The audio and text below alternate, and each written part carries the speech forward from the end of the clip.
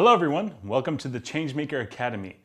Now creating change is about power, who has it, and what you can leverage to create the change you want to see. And to do that, it requires strategy. So this week, we're going to talk about what strategies you can use to change the world.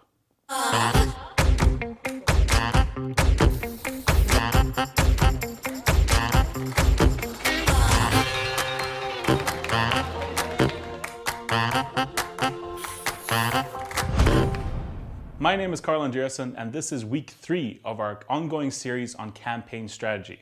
Now, I must admit, when I got started as an activist, I didn't think strategy was that important. I was more interested in tactics and in actions and protests, creative ways I could tell my story, and I sort of left the strategy on the side.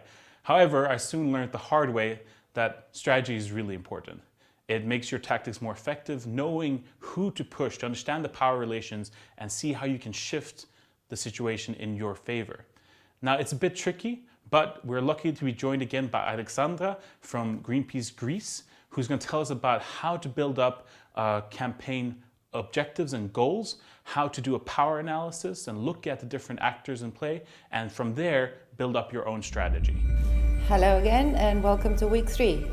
My name is Alexandra, I work at the Greek office of Greenpeace, and this week I'd like to introduce to you a little bit more to go a little bit more in depth in a few things that we touched the last week, which is how to do your power mapping, how to set your objective, and how to choose the ideal strategy for you.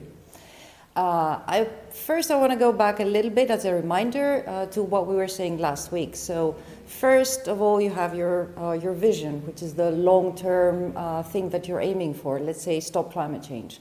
But you have to zoom in a little bit, like we were saying. You have to go into specific goals, like, for example, support renewable energy or end oil exploration.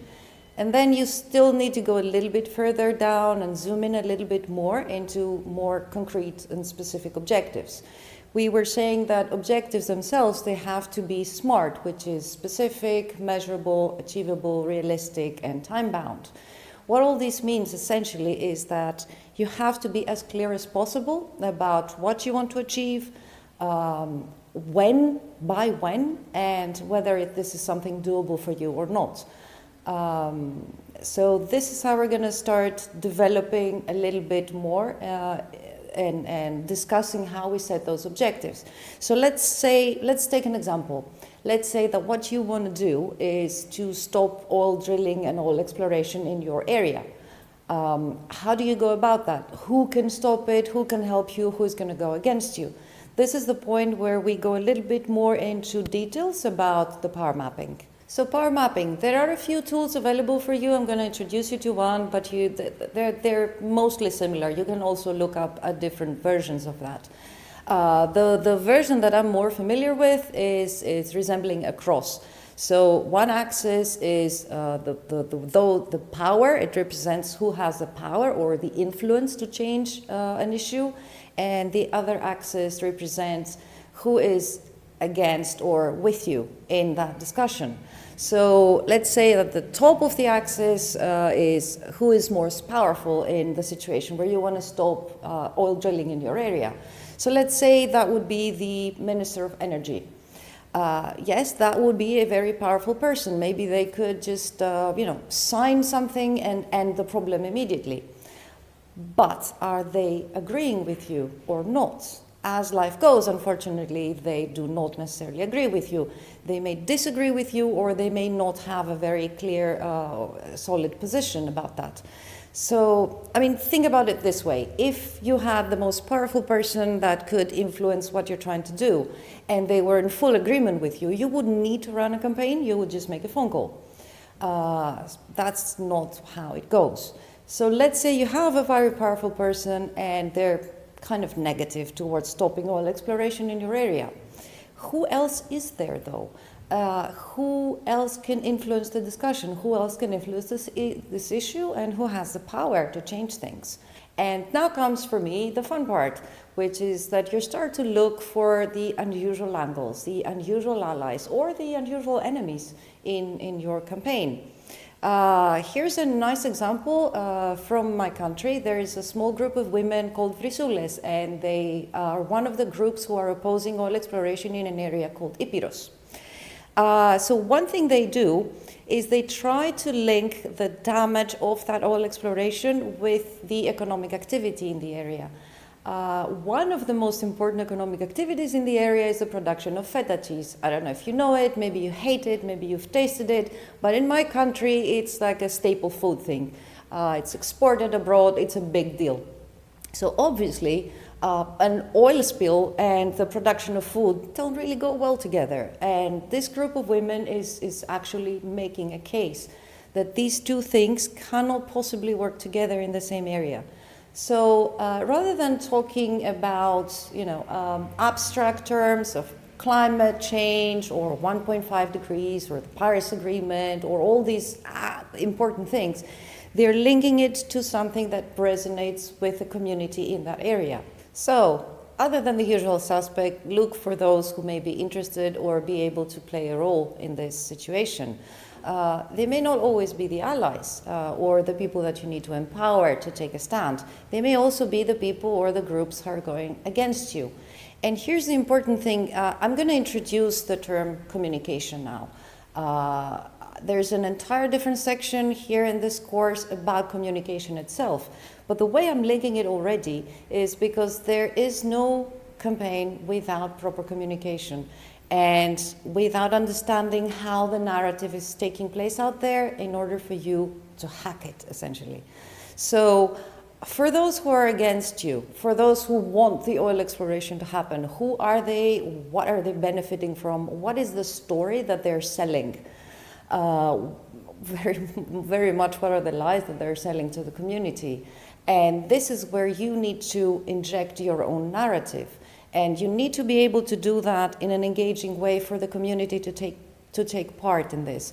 Not just anger confrontation, but in a way that what you're proposing, what your message is, what your vision is something that involves others. It resonates with them much more than it resonates with those who want to go ahead with the damage of your area.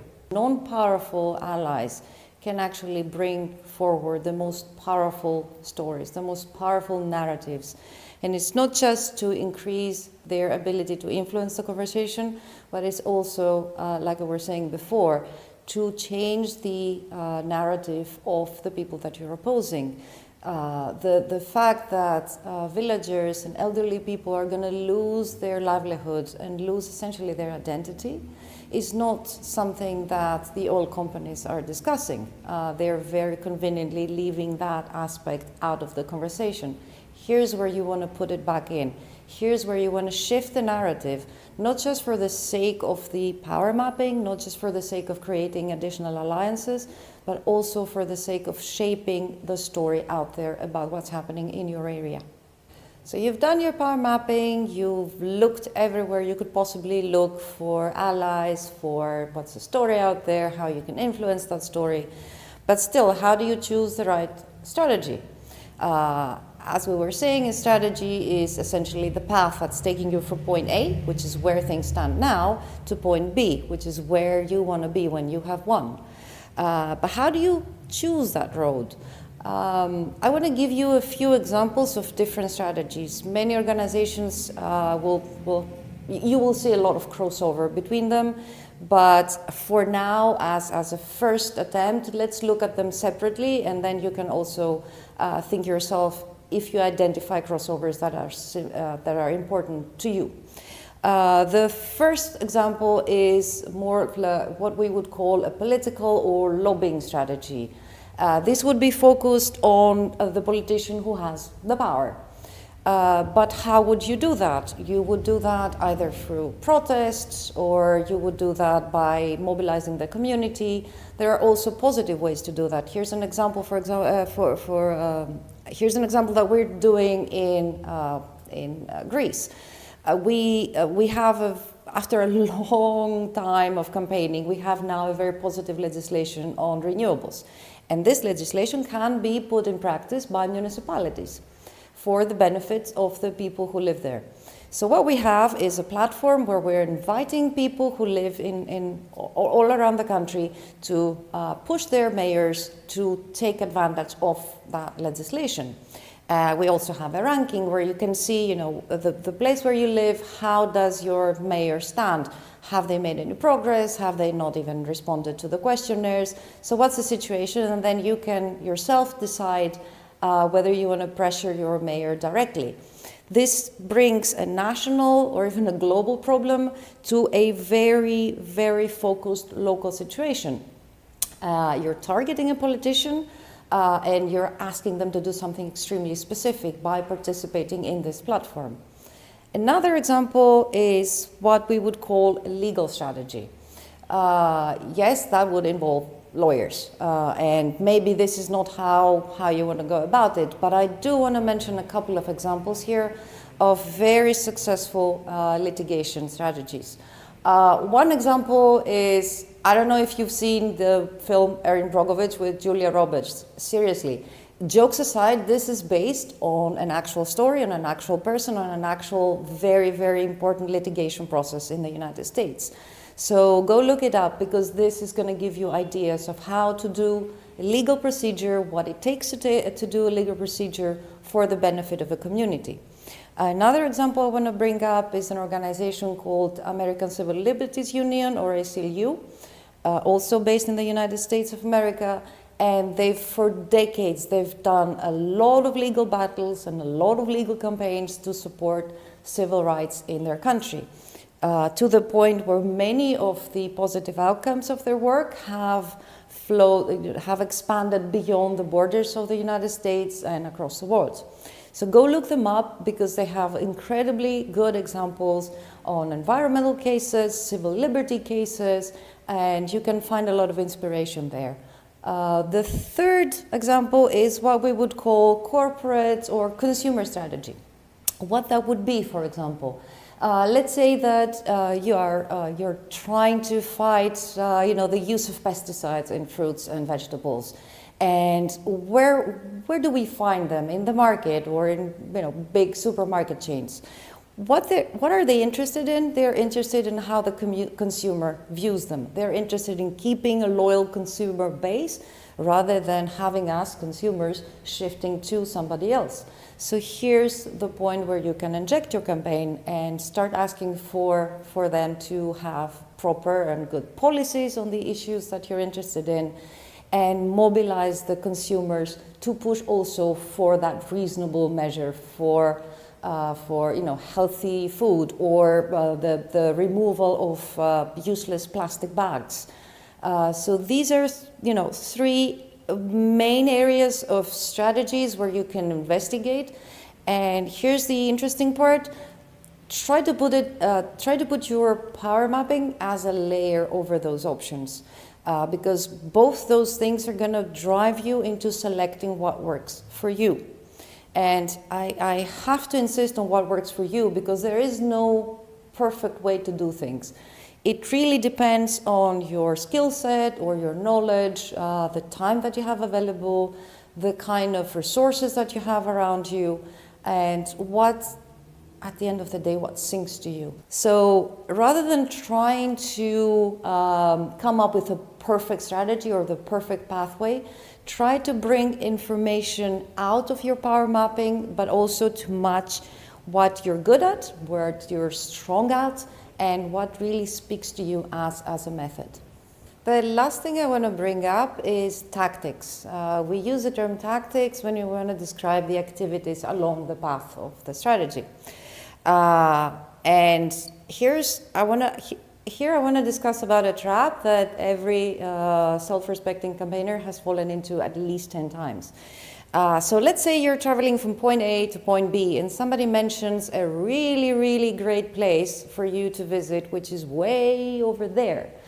That represents the great ideas that you're going to have about activities or protests or things that you can do. They may be great, but they may be also way over there, very far away from where you're actually going.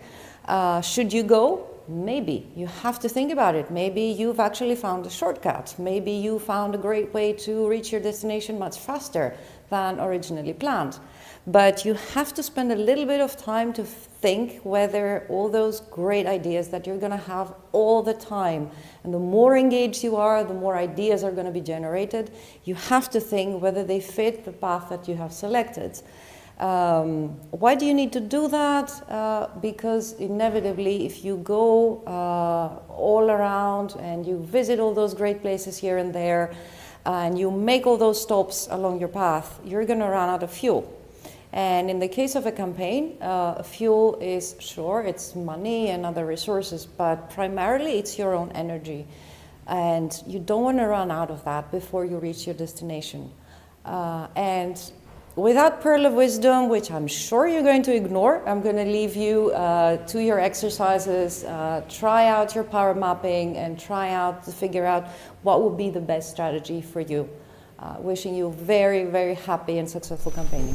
Thank you for watching week 3 of the Changemakers Academy's ongoing series on how to build up campaign strategy.